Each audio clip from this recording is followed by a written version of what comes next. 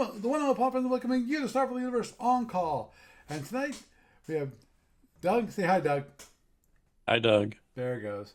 And Russ is around. If he wants to say hello, he can. If not, that's fine too. Hello. So, just a quick thing for those of you who don't watch the news portion. I have 5 more episodes of this. You know, the Cadet Training Manual. And after that point, I'm no longer going to be doing the long form. I'm going to be changing this podcast into a news-only podcast, which will be running for it can be like a 10-minute long podcast, a 10-minute long video. I've been gone for the past 2 weeks. I really feel like I need to step away from this, but I still want to provide the news portion for those of you that listen to me as a source of what's going on in the Starfleet universe, what's going on with the A to B, and what they're doing. Keep an eye on, of course, SFB Online, Starfleet Warlord, things like that are happening in the Starfleet universe, so that you guys can still be informed about that. But I'll probably be mentioning it in the next 5 episodes, including the last one. So just a reminder for those of you who don't listen to the news portion, that's what's going to be happening in the near future. Sorry to disappoint some people, but it has to be okay. Oh, hide the sidebar. That'd be good. Okay, so tonight we're going to be doing scenario number 2. So we're going to go through this. Okay, let me switch this over to this. Rules for scenario number 2. First thing it talks about is, of course, the shield. Now, let me just bring up the client. Okay, we've got scenario number 2, under attack. And it's the Federation Cadet ship. I'm going to go with the standard scenario, which is what scenario number 2 is defined for in the actual training manual. Got that all set up. Okay, and let's start. Here are all the drones. And the goal of the scenario, let me just switch it down there real quick to where it is. Okay, there's a setup. The objective is to, if you leave the area, as in you disengage, or if your ship receives internal damage, you will fail in your mission and the neutral planet will sign a treaty with the Klingons. Okay. Description. Here's the description.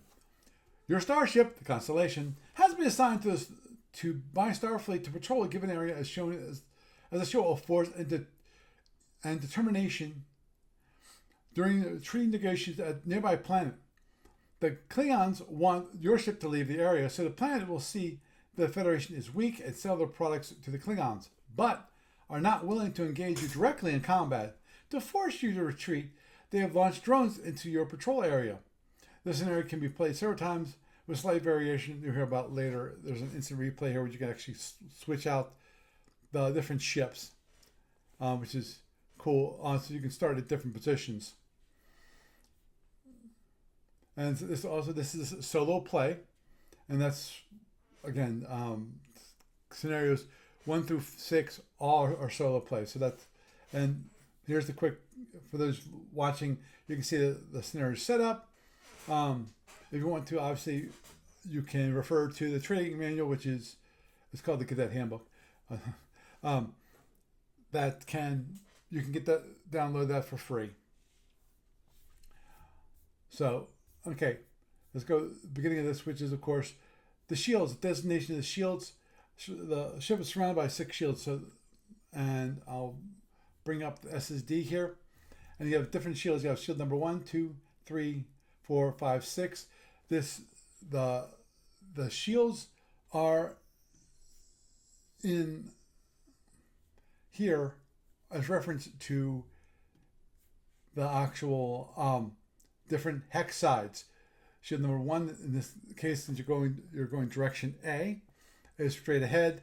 Here's shield number 2, shield number 3, 4, 5, and 6. Depending upon what damage, what direction of the damage you take, That's the shield that actually takes the damage, and then once your shields, when the shield is taken, each shield has a certain amount of strength. In the case of this one, let's say this shield number 1, 2, 3, 4, 5, 6, 7, 8. So it has 16 boxes here. Shield number 2 has 12 boxes here. Shield number 3, 1, 3, 4, 5, 6, 7, 8, 9, 10.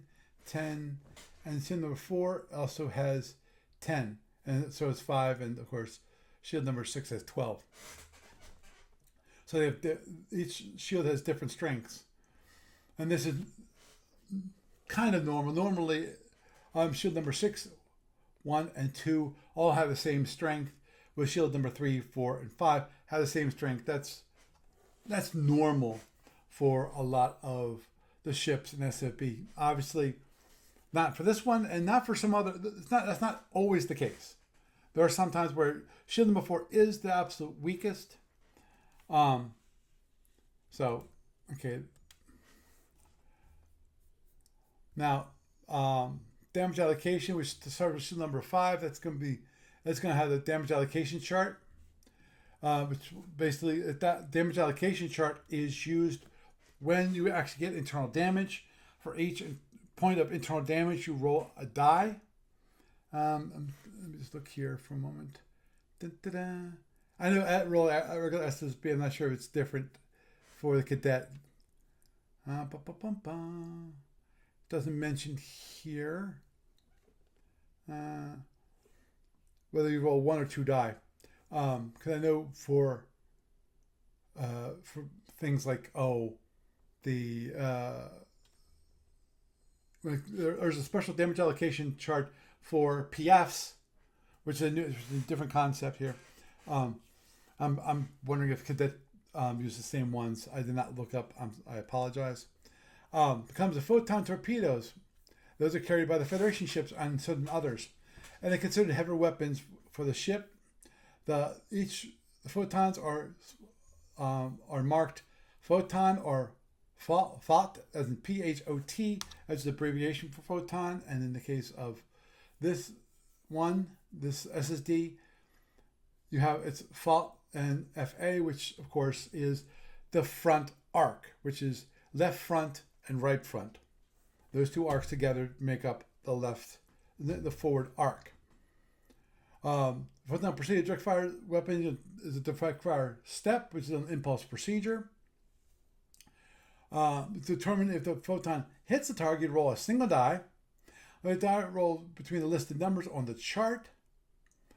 Then they hit. And regardless of the range, the photon does always 8 points of damage, with a maximum range of 30. Reloading the photon torpedoes requires, because of how powerful it is, photon torpedoes require more time to arm than a phaser. Your chief engineer will reload the torpedoes as fast as he can, which takes 2 turns. For this reason, you cannot fire photon torpedoes on the first turn. You can fire either or both on the second turn, or you can wait until the third turn or fourth turn if you wish. However, when you fire a torpedo, you won't be able to fire another one, the same launcher, until the second turn later.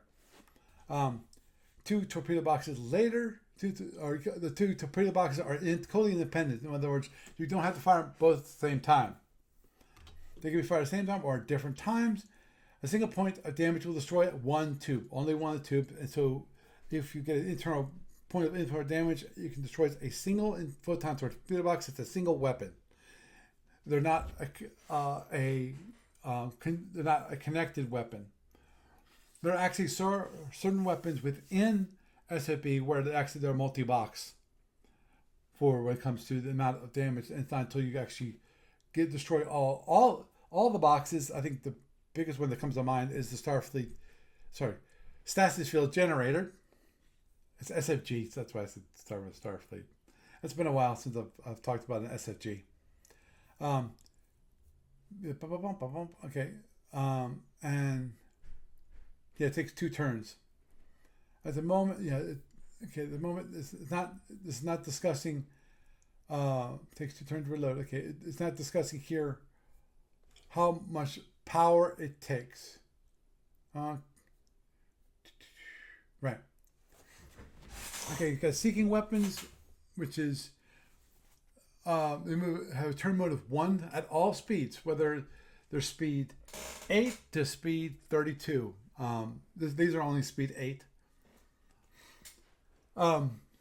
They home in on their target in any manner, so long as they move closer to the target if it's possible. If not possible to get closer to target, then it must do such a way to not move further away from the target if possible. That's very important. This doesn't talk about something which happens in the regular game, which is actually doing it like about face. So with cadet rules, you don't have that ability. So even if you can't get the drone, in the case the drone is a seeking weapon, get it closer to the target. In this case, the target is the ship. Then you still have to at least try to keep it at the same range. And as I mentioned, of course, that all seeking weapons use simultaneous movement. It means they're all moving at the same time. Explosion. The seeking weapon explodes when it enters the hex of their target. They're considered to have hit their targets at this point, and then you go to the resolve seeking weapon step of the impulse chart. Let's look at the impulse chart. As a seeking weapon explodes immediately upon entering the hex, target may not be fired at range 0. So basically, the closest range you actually can fire at a seeking weapon is range 1. You can't fire it at range 0 because it's already hit, it's already exploded. Sorry, too late. There is an exception to that.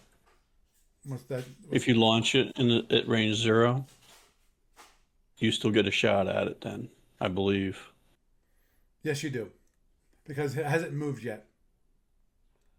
Yeah, so you're welcome.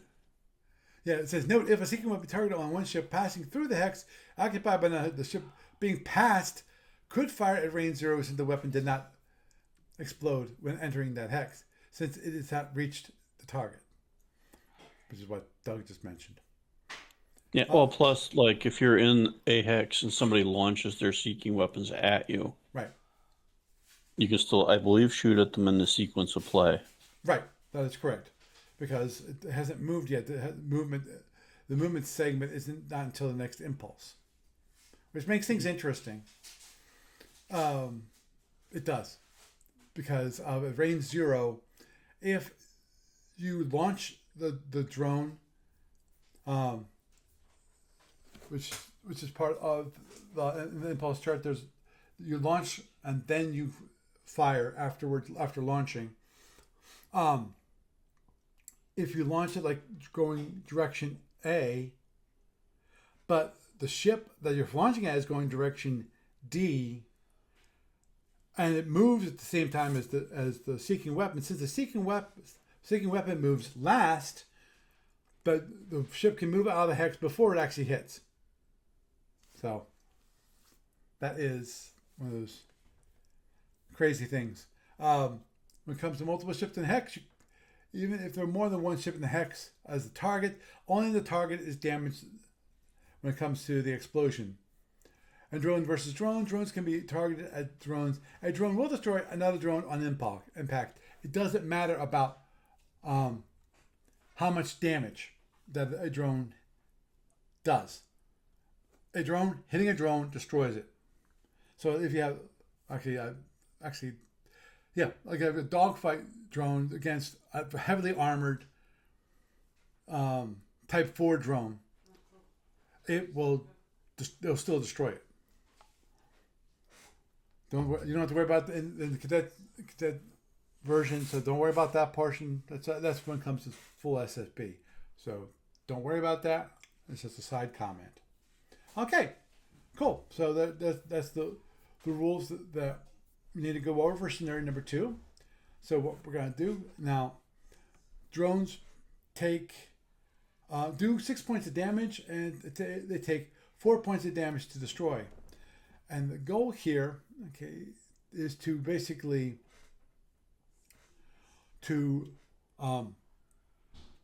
not to have it so you do not disengage while destroying the drones. Now, reminder, this ship has only 3 phasers, and of course, if you notice, it's got one left side phaser 1, one forward arc phaser 1, and one right side phaser 1. Now, I don't see anything, and of course, we have the turn modes here,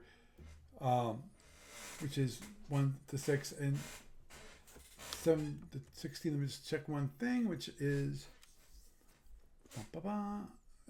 direction. Ship will move at speed 8 hexes per turn during the entire scenario, so it's going to always move speed 8. Okay, and also the drones are moving speed 8. Correct? Yeah. Yeah. So what we're going to do is we're going to switch over the board, and let's go. Expendables, right? We don't have a damage. We don't have an actual energy allocation yet because we're not worried about that at the moment. Now, so let's start this out.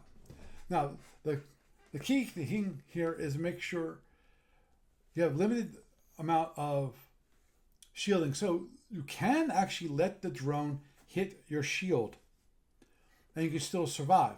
The goal here is to do it without getting internals. So you have limited number of phasers, and of course, you gotta be careful because let's say I turn this way and I run through this. We got all these drones. I was about to use my finger, which is not good. You can't see my finger. Or coming right at you at the same time, which makes it very difficult. So the goal here would not be, I should not try to actually go like this direction or straight up. I think that'd be a very poor decision. What I probably want to do is actually move out this direction because I need the space. Here, if you notice, I'm right against the board here. So I turn this direction, most probably I will either run out of room. In theory, I could do that. I could probably get rid of this one and then turn away and turn around. But then this allows all the rest of these to kind of gather up and group, in which case it makes it even harder to destroy the drones without getting internal damage yourself. So let's start. Okay, speed 8. So this one, what I'm going to do is I'm going to turn. Okay? So there's that. And just a reminder to myself, I'm going to speed 8. So that means a turn mode of 2, which means I have to go forward twice before I can actually turn again. Now, I'm going to do here is I'm going to cheat just a tiny bit. Boop. Boop. Let me set key number F2. Okay. And then I'm going to set key for F1. So I can switch back and forth between it, whether I have my ship or have all the drones. Now, I'm not always going to be moving all the drones the same direction. At the moment, I can. So let's go F2. Let's select all the drones. And they're all going to go forward. Okay. Okay, so let's F2, F1. Okay. Definitely, we're way too far away from anything. And we have 8 impulses in this turn. So another speed 8. So I'm going to continue to go forward. I'm using the keys. In this case, on my Mac, I'm using Command 8 to move forward without actually having to click and drag it. If you Want to see the different ways of moving in the client? Go look at the first video. Okay, F2. They're going to be coming in close. Okay. So now I'm going to go on to the next impulse. Okay. Again, I'm going to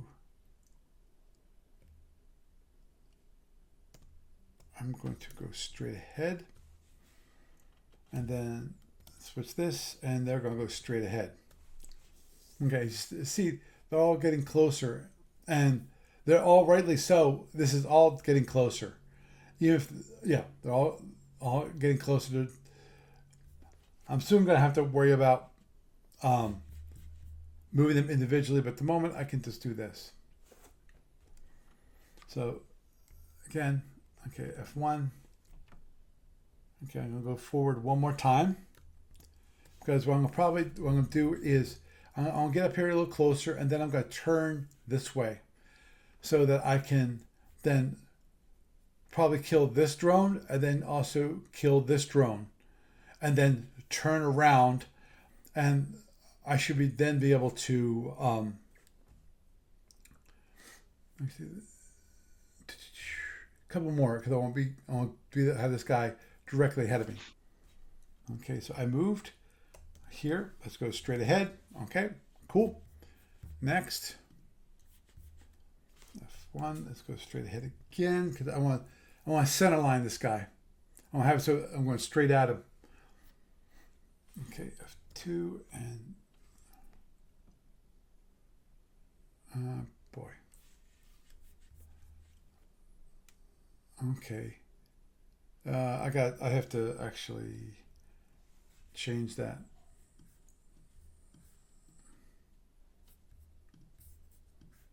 Okay. And let me just.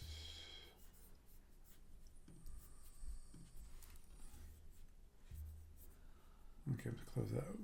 This guy, he's going to turn in, because to remain close. This guy's going to go straight ahead. This guy is going to go straight. This guy is going. Actually, he has to turn. Actually, he should have turned last impulse. Forgive me on that one. Straight ahead. This one definitely straight ahead. This one can. I'm going to move him straight there, and I'm going to move him here.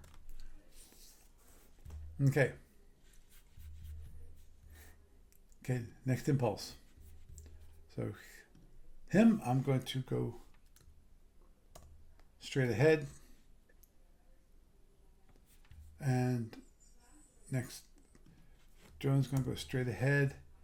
He's going to go straight. He's going to turn.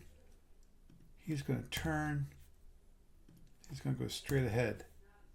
Him, of course, he has to go straight ahead. He's also going to go straight ahead. And so is this guy. So, okay. Next. Whoops.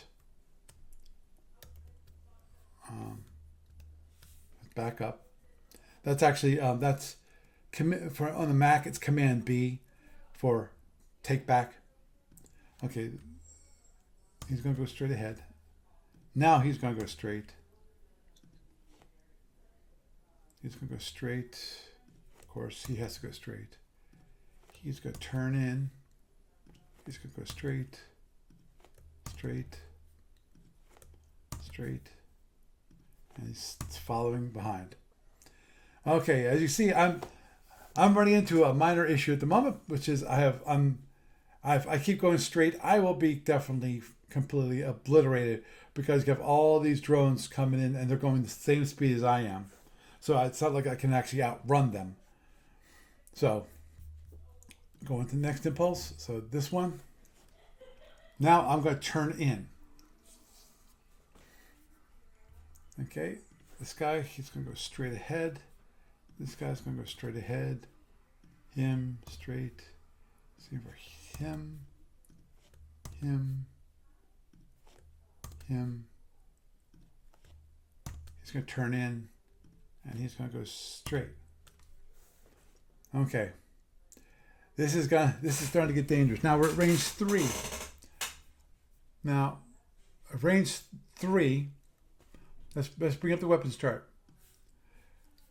At range 3, you'll see here for a phaser 1, which is what I have 3 phaser 1s on this guy. It's 6, 5, 4, 4, 4, 3. So, okay, let me just check. Okay, I'll impulse 8, which is good. Because given that it's impulse 8, what I can do is I can actually fire, because of my phasers will be available again soon, because we're at the last impulse of the turn.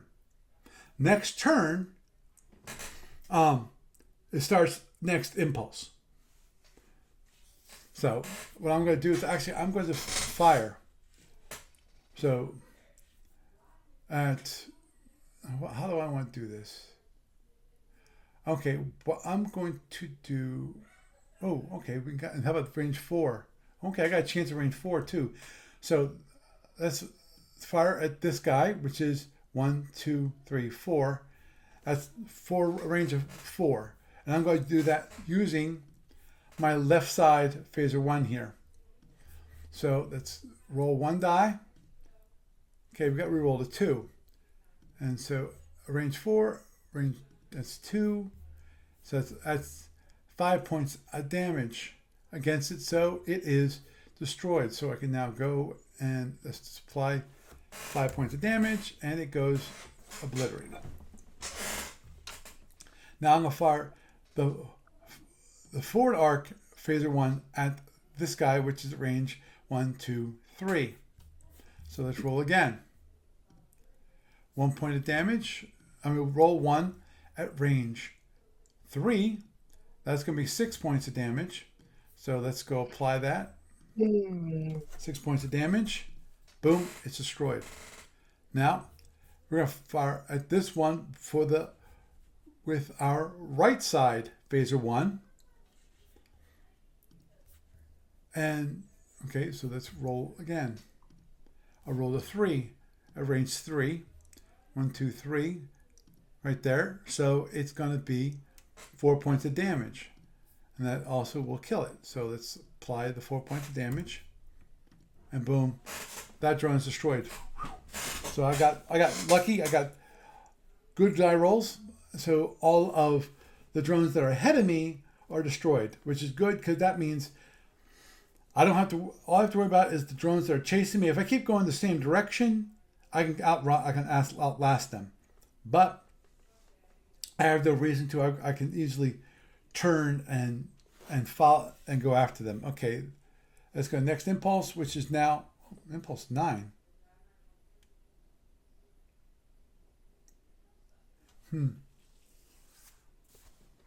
That's a bug.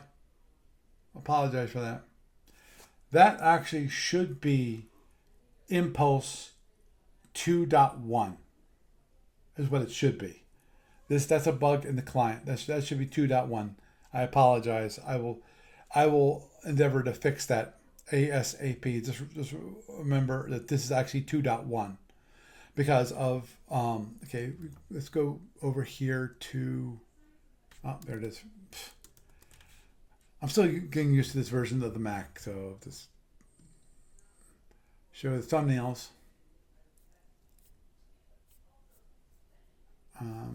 Let's get rid of this, clear that.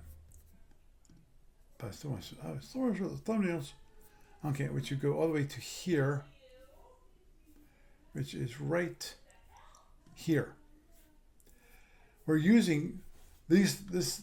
Okay, we got here's your impulse chart. Move, ship, move, seeking weapons, resolve seeking weapons, as in their impact. Launch, we don't want to worry about that because we have no seeking weapons ourselves. Fire direct, fire weapons, resolve, which is as I did, and then end of impulse. Now, as you can see, here's an 8 impulse movement chart, which is what we have. This chart is used for scenarios number 1 through 3. And so that's a bug in the client. It should only show 8 impulses. So I will endeavor to fix that for the next episode of SFU on call. So just to let you know, this is a bug. So we're going to assume that we're on to the next turn. Even though it says 1.9, it is the next turn. So there's no way in the client to say, oh, no, it's actually this turn. No, that's automatic. So, okay, we're going to go. So I go first. Oops, no. Huh? Yes. Because I didn't move for this impulse. Not sure what happened there. That was weird. Okay, now the drones, which my guess is I figured as much. Now the piece is not already moved. So that's moving closer. This guy. This one. And this one. Okay, so you notice they're not getting closer because of I move and then they're getting closer to where I move to. So it is what it is. So now I've gone 2 hexes, which means I've completed my turn mode. Since I've completed my turn mode, I can actually turn. So let's go on to the next impulse. So I'm not sure why this is doing this at the moment. Maybe it's because of that bug. Or this is now it's 1.2. So again, forgive me. Okay, so let's go forward. Forward. Forward. Next one. Forward. This one. He's going to turn. So now range 2, I can, if I want to, let me look at the chart. Let's bring up the chart. At range 2, I have this. Now, and I still got this guy at range 3, this guy's at range 4. I gotta think about this for a moment because of I can probably kill this drone in front of me, which would not be a bad thing. Okay, this guy I don't have to worry about because he's chasing me. This guy, at the moment, I don't have to worry about unless I turn up, because I'm thinking about turning up. Actually, it depends upon my phaser fire. Okay, this is what I'm going to do. I tell you what I'm going to do. This is what I'm going to do. I'm going to fire from this guy, and I'm going to fire this drone at range 2. So let's roll the die for firing at this drone. Okay, it's a 5 at range 2. Range 2. Oh, awesome. Fortunately, I was at range 2. So I actually do 4 points of damage, which will destroy it. Now that was I used my forward arc phaser 1. That is this guy right here.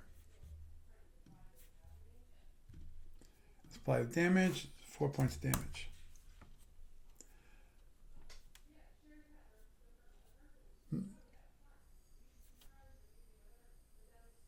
Now I'm going to go into the next impulse. And this goes forward. I apologize. I will fix that problem, that bug too. I'm not sure if it's related to the impulse bug, or it might be, or it's another bug. But in the case, I will work on that. So, okay, and okay. Actually, I'm going to take that one back. I'm going to turn him into follow. Okay. So I'm going to make it a little more difficult on myself. Okay. Now, probably the best thing here for me to do, but there's two things I could possibly do at this moment in time. I can either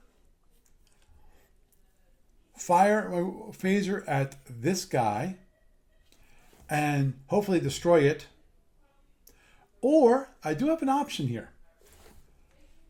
Try to destroy this guy and plan on taking this guy, have him actually hit my shield on my number 6 shield, because I have 12 boxes. That means I can actually take damage to the ship, but it won't take internal, so therefore I still win the scenario. So I think I'm going to go with that. So I'm going to fire at this guy at range 3. Okay, let's roll a die. I roll a 3 at range 3. And that's going to be 4 points of damage at range 3. Woohoo! So let's apply the damage to that guy. Again, those people who are listening to this on the podcast, obviously this is being very, very boring. Please watch the video for this, just because I think you get the most out of it. Okay. And of course, I still have this guy here. So destroy that guy. I still have 3 drones remaining. If I really wanted to, I could really play this slick. I could just have those drones hit different shields, and I would be golden. So I'm gonna play it kind of slick, but not that slick. Okay, and this guy.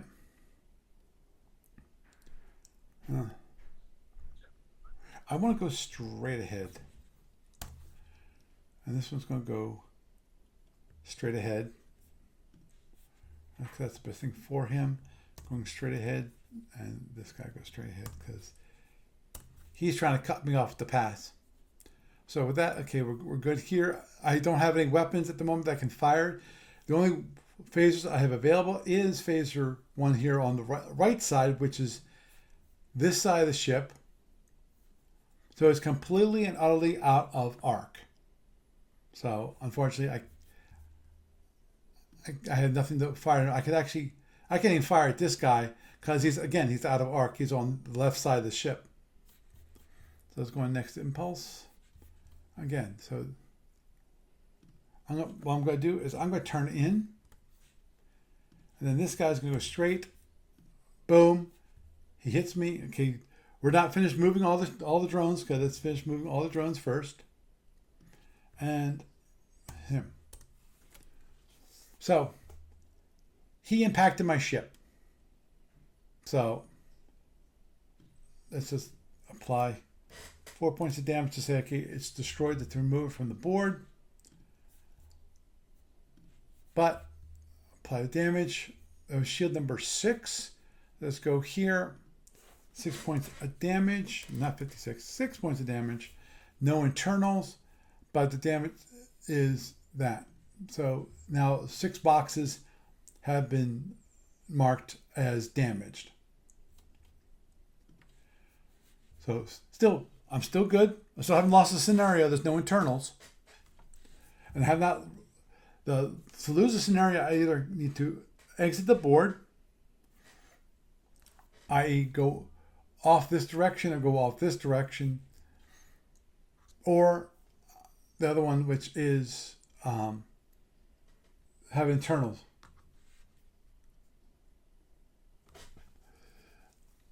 I jump at 99 just to let you know. That's one thing I don't know. Forgive me. I'm going to check one thing real quick, because Jebba is mentioning, hey, you should side slip. That's one thing that, okay. I want to make sure that, okay, I don't want to cheat here when it comes to cadet. Yeah. That's what I thought. Okay. Jebba, just to let you know that this is a cadet rules. And at this point in time, side slips don't exist. Side slips are a concept later on in a later scenario. So I can't side slip. Side slips would be great. And of course, again, hets aren't available when it comes, because we're playing the cadet rules. And hets have not been introduced. I think they get later on a later scenario, but currently they have not been introduced. They're literally tutorial scenarios. Right. Right. Yeah. Okay, so let's go on to the next. Oh, you had a network error. Please try again. I assume for you. Okay. Click here to reload player. Let's give that a shot. Okay. Okay. That's interesting. Okay, we'll see. So, first, okay, I gotta go straight ahead. This guy is gonna go straight ahead. This guy is gonna go straight ahead.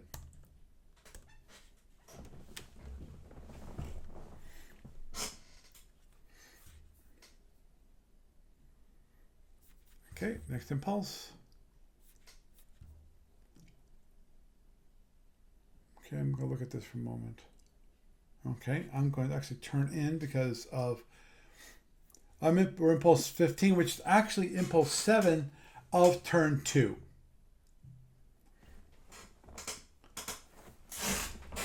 So my phasers will have recycled by that time.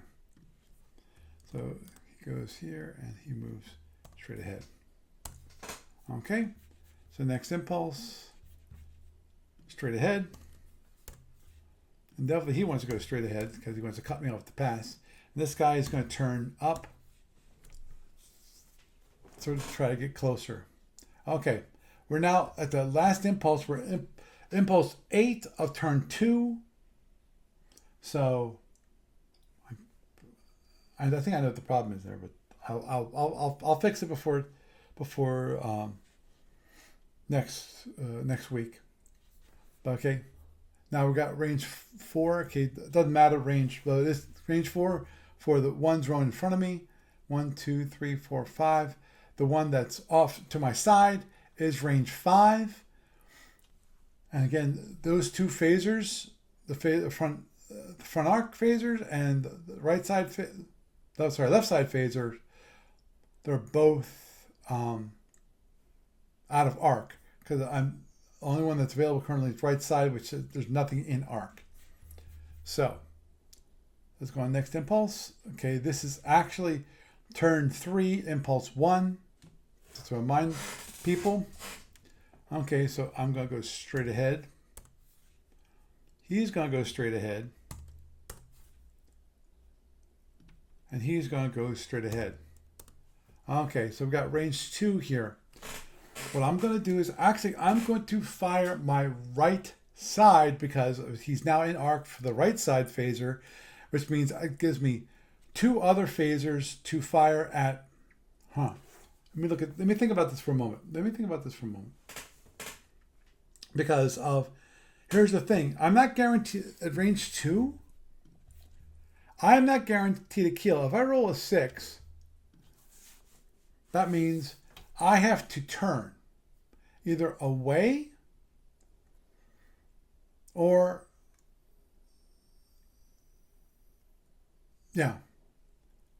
towards.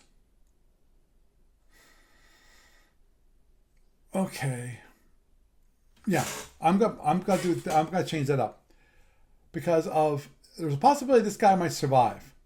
In which case, I will turn in, and then he'll turn this way, and that means I can use the right side phaser to destroy that drone.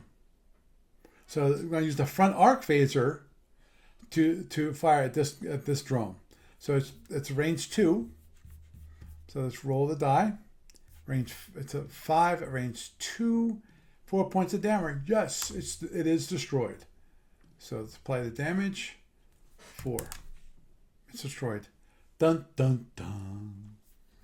Okay, go on to the next impulse. Next impulse. I'm actually going to turn in. Is that a good thing? Okay, and you can go straight ahead. Okay. Okay, this range 2. Here's the problem. Since we don't have side slips, it's not part of the rules.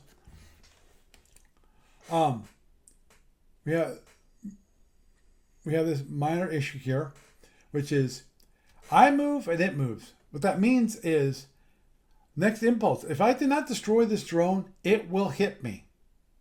And it hit me on shield number 6, which in theory would not be bad because I can still take it. I just won't get any internals. But I want to save my shields. So I'm going to do a guaranteed kill.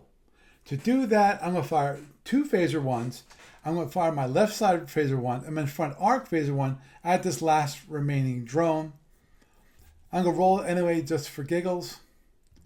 Okay, we got a 5 and a 6. A range 2, so we got a 5 and a... Okay, let's clear first. Let's go back here. So range 5 and a 6. Display, we got 7 points of damage. So I'm going to go here and say, oh, okay, apply 7 points of damage. And it is destroyed. Yay! We win! Scenario's over. Now, this is a nice, easy scenario. The idea is to do 2 main things. One of those things is obviously thinking about what your opponent will do. Obviously, these are dumb drones, and that's kind of important to know how seeking weapons move, and more importantly, how they will move, so that when your opponent moves their seeking weapons, so when you actually have an opponent, instead of you moving it, your opponent will be moving it. They'll be moving it always closer, which always obviously make sure that they're obeying the rules. So if you see them moving away from the ship, away from what you think is a target, in case obviously in a duel scenario, it's kind of obvious.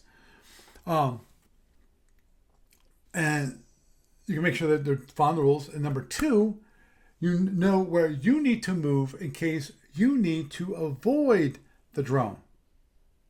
In my case,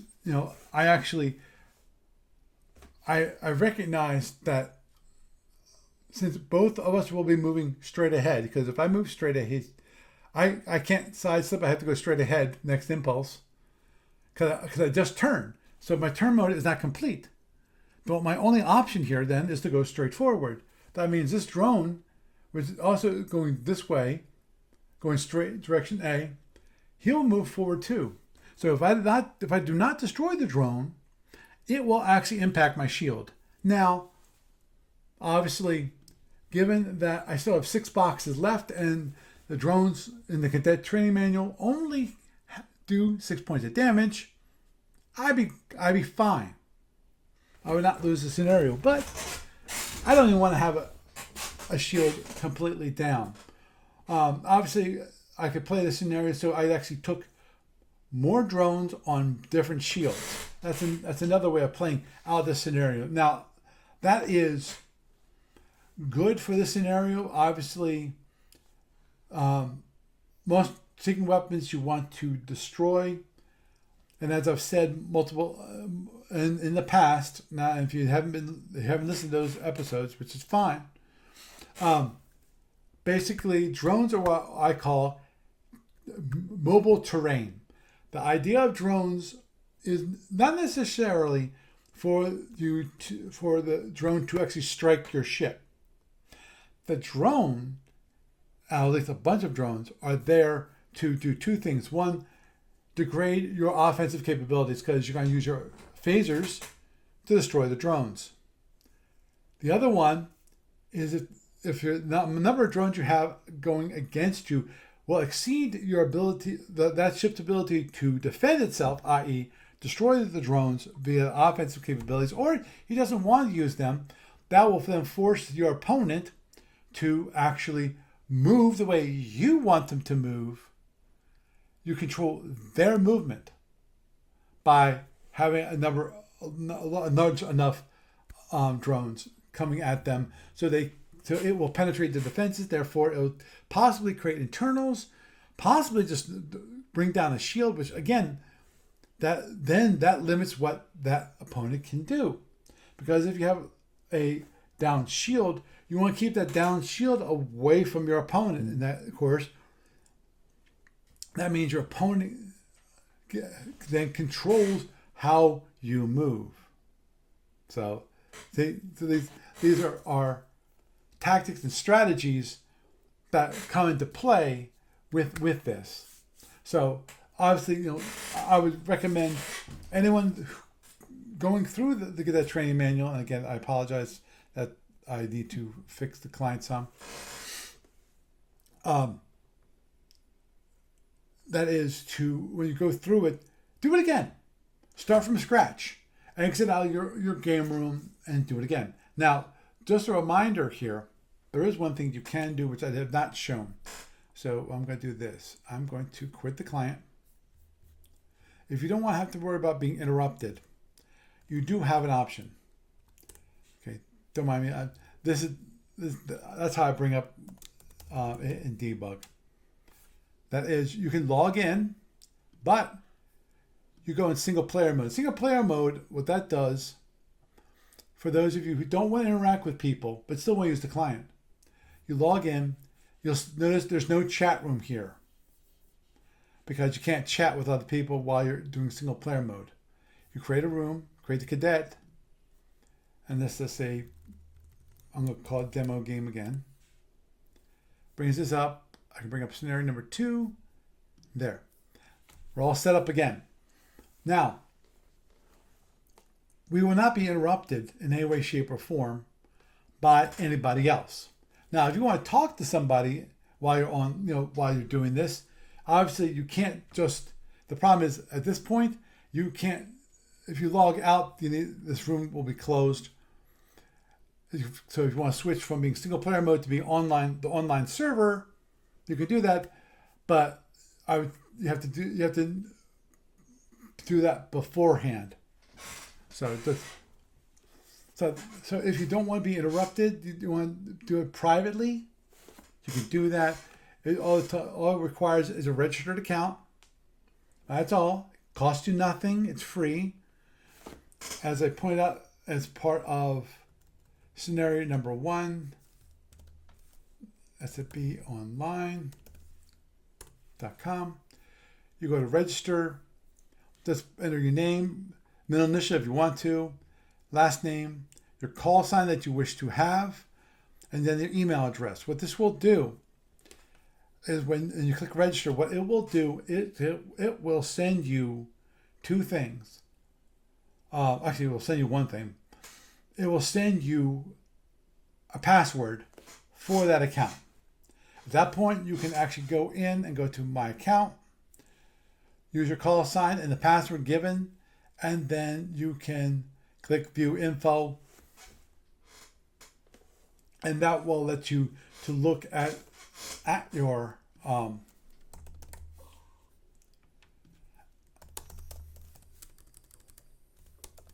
as your account. So here, here's me, here's my name, my email address, and then this allows you to change your password. So you just enter new passwords here, and there are certain characters you can't use, and then you click update and it'll update that. Obviously, you can actually renew in the case of actually a registered account that doesn't have an actual active subscription. You can then here go and select your subscription. Obviously, if you choose to write a check or like a money order, which you send me, you can do that. It just means that it's going to take you longer to actually activate the account. PayPal currently is the only one that will activate automatically. Yeah, and that's in here. Now, obviously there is here, which is you can go to the Square store here, and you can buy a subscription. In this case, it's not automatic. I have to go and update the account. I will be endeavoring on working on integration with Square so that you can do this and it'll be automatic in the future. So that's one thing I will be working on in the future. So that's it for Cadet Scenario number 2. Hope you enjoyed it. I hope you will then go out, grab your Cadet Training Manual, get a copy of that if you don't already have it. If you do, bring up, create a register a user, and then be able to play it online. Obviously, if you want to get that training manual, here it is, and it gives you all the charts that you need. So if you want to, you can print out the charts. You just need you need to get yourself a board and some counters. If you want to, you can buy those from SFB at the StarFleetStore.com, or you can buy them at your local hobby store. You should be able to find a map, and you should be able to find counters, possibly generic counters. I'm not sure when it comes to that. You might actually have to go to the store, which you can get some cheap counters. You get counter sheet, which is only like $3. I'm not sure if they sell the counter sheet for the Cadet, because there never was the original Cadet Training Manual. Actually, it was not counter sheet to the heavy stock. It was basically like a thin stock. It's more like akin to the outside covering for the captain's logs. And then you would actually cut them out, and that was a great way to start. Actually, that included the maps. So with that, I am Paul Franz, and I bid you a good night.